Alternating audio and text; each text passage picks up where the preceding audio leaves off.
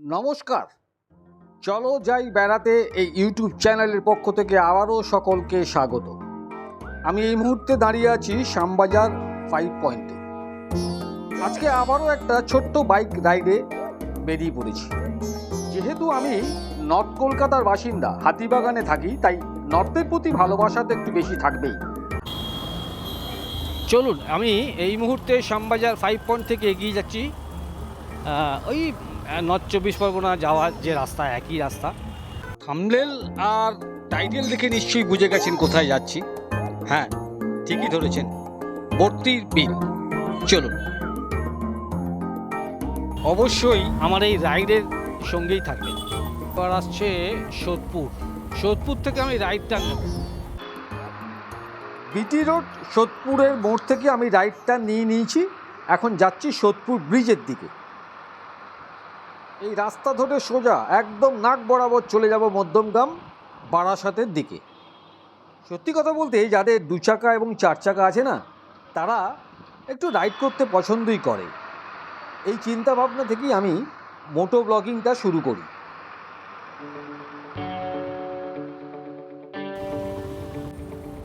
একটু চা পান করতে হবে। হ্যাঁ, পেয়েছি। চাটা খেয়ে নিই।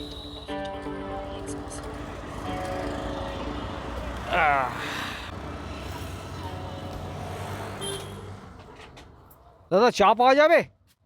একটা দেবেন। চা খেয়ে আবার এগিয়ে চললাম। আর একটু পরেই আমি পৌঁছে যাব ডাকবাংলো মোড়, বারাসাত।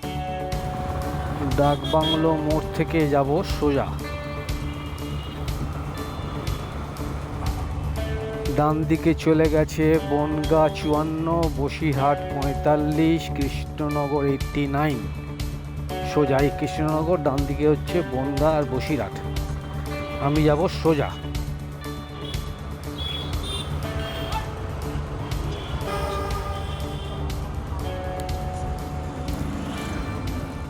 এরপর ধরবো বনগাঁ কুলপি রোড, আর একটু পরে লেফট টার্ন বারাসাত কলেজ।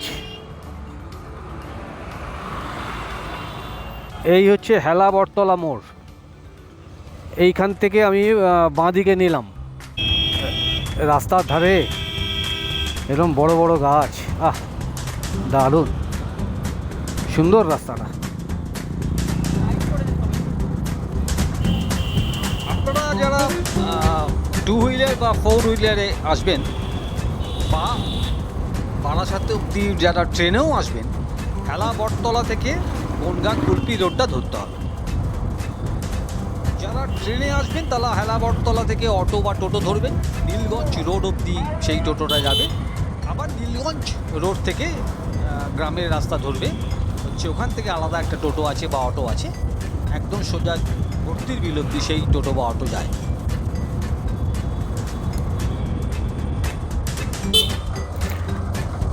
আমি বনগাঁ কুলপি রোড থেকে ঢুকে গেলাম একদম গ্রাম্য পরিবেশের রাস্তায়। তবে এই রাস্তায় কিন্তু আস্তে চালাতে হবে, দেখে শুনে চালাতে হবে। কুকুর, ছাগল, মুরগি সব ঘোরাফেরা করছে, সুতরাং খুবই সাবধানে, সতর্ক হয়ে এইসব গ্রামের ভেতরের রাস্তাগুলো চালানো উচিত অবশ্যই। এই দেখুন কীভাবে রাস্তা পার হচ্ছে, নিজের মনে, নিজের খেয়ালে। আমি এখনো পর্যন্ত যতখানি রাস্তা এলাম, আশা করি আপনাদের বুঝতে কোনো অসুবিধে হওয়ার কথা নয়।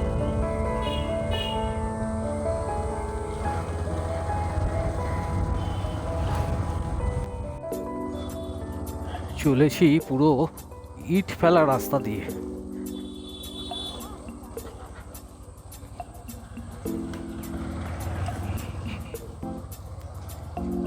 বৃষ্টির পর এই রাস্তাটা একটুখানি ডেঞ্জার, এটা সত্যি কথা। স্কিড করার চান্স আছে 2 হুইলারে। এসছি যখন, তো একটু এক্সপ্লোর করতেই হবে।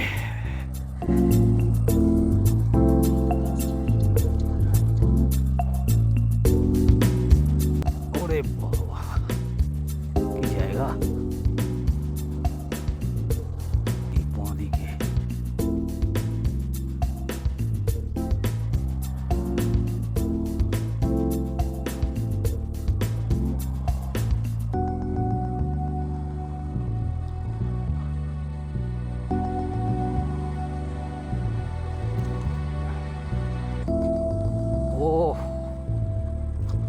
দেখুন দেখুন আপনারা এই ল্যান্ডস্কেপটা, ও অসাধারণ।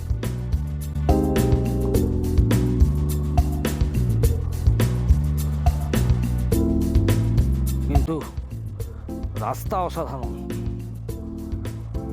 জায়গা অসাধারণ, রাস্তাও অসাধারণ।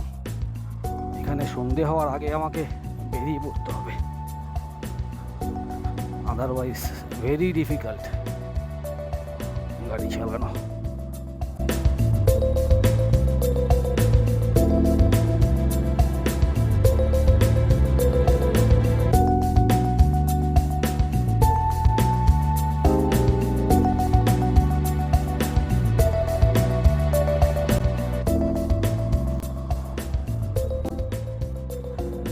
এটা শুকনো থাকলে অসুবিধা হওয়ার ছিল না কিছু, যেহেতু বৃষ্টি হয়েছে, জল পড়েছে বলেই একটু প্রবলেম। শুকনো থাকলে ঠিক আছে, ইটের রাস্তা তো অসুবিধে কিছু হলো না। ওরে বাবা, তো ডেঞ্জার, তো আস্তে আস্তে যেতে হবে।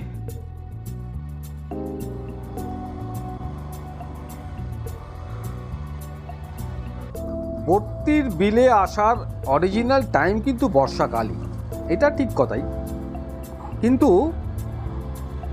টু হুইলার নিয়ে আসাটা খুবই রিস্কি। ডবল ক্যারি থাকলে তো আরও রিস্কি, কারণ রাস্তার অবস্থা অত্যন্ত খারাপ। ফোর হুইলার থাকলে কোনো প্রবলেম নেই, বিন্দাস চলে আসবেন, এনজয় করবেন ভর্তির বিল। আমি এই বর্ষার শুরুতে এসে যা বুঝলাম, এই রাস্তাতে টু হুইলার চালানো সত্যিই ডিফিকাল্ট। আমি ভাবতে পারিনি যে রাস্তাটা এতটা খারাপ অবস্থার মধ্যে আছে।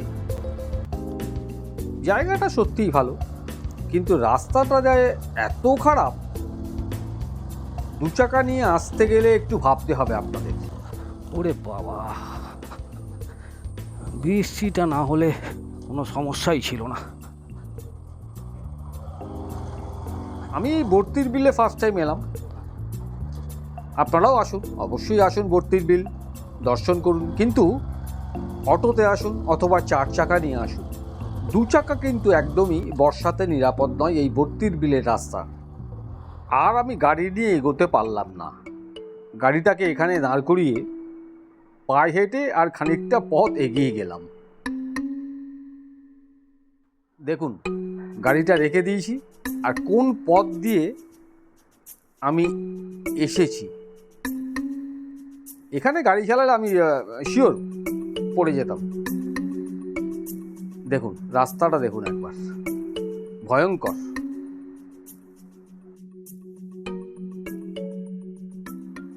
এই হচ্ছে ভর্তির বিল। এত কষ্ট করে আসার এটাই সার্থকতা। সিনিক বিউটি মানে পারিপার্শ্বিকতা অসাধারণ, অপূর্ব, জাস্ট এক কথায় টপ ক্লাস, একদম টপ ক্লাস, ফ্যান্টাস্টিক। বর্ষার সময় মানে জুলাই, আগস্ট, সেপ্টেম্বর, এই টোটাল সময়টা এখানে পুরোটা জলে ভরে থাকে। এই যে নৌকো চালক, তাদের থেকেই শুনছিলাম, বর্ষাকাল বাদ দিয়ে ধরুন আপনি অক্টোবর থেকে মার্চ অবধি বা এপ্রিল অবধি এটা পুরো শুকনো থাকে, তখন এই লোকাল লোকেরা এখানে চাষ করে।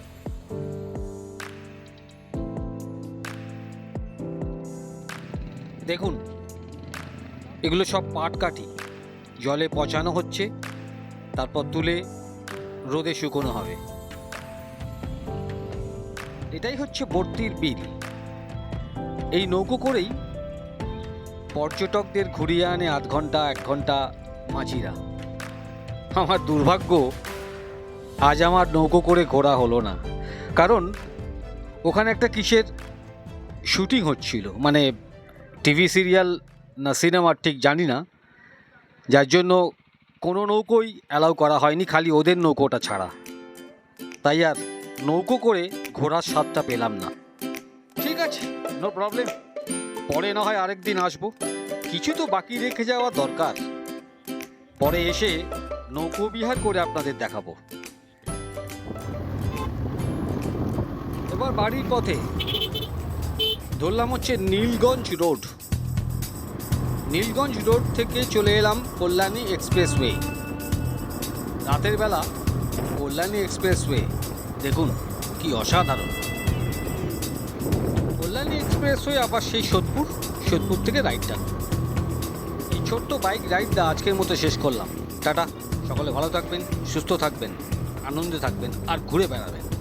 ভিডিওটি ভালো লাগলে অবশ্যই লাইক, শেয়ার এবং সাবস্ক্রাইব করবেন। গুড নাইট, শুভরাত্রি।